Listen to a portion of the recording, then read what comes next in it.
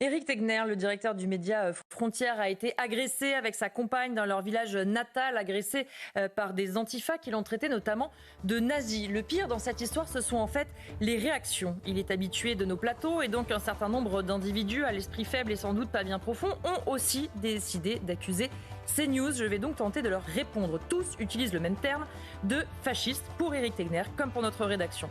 N'étant pas certaine qu'ils en connaissent la définition, je vais tenter de les instruire un petit peu. Ce serait donc une doctrine ou tendance visant à installer un régime autoritaire rappelant le fascisme italien. Ainsi donc, Éric Tegner, comme nous, tenterions d'imposer un régime autoritaire selon par exemple Antoine Léaumont, Thomas Portes ou encore Raphaël Arnaud. Tout ce qui est excessif est insignifiant, vos attaques sont donc assez ridicules et vous nous accordez sans doute beaucoup trop d'importance. Je veux souligner aussi la réaction d'Yvan Le Bolloc qui déclare, je le cite, que la vie c'est pas exactement comme un plateau de CNews gavé de racistes.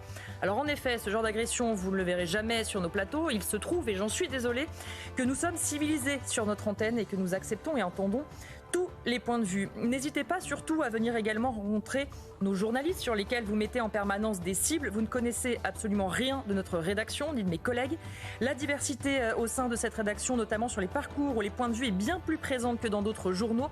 Vous cédez à la facilité en nous traitant en permanence de racistes. Je vous rappelle par ailleurs que ça s'appelle de la diffamation. Vous qualifiez de fasciste toute personne qui n'est pas d'accord avec vous. Ça doit faire à peu près donc 78% de la société française. Vous mettez des cibles dans le dos et cautionnez la violence sur toute personne qui ne penserait pas comme vous. C'en est presque à se demander si le vrai fascisme finalement ne viendrait pas de vous.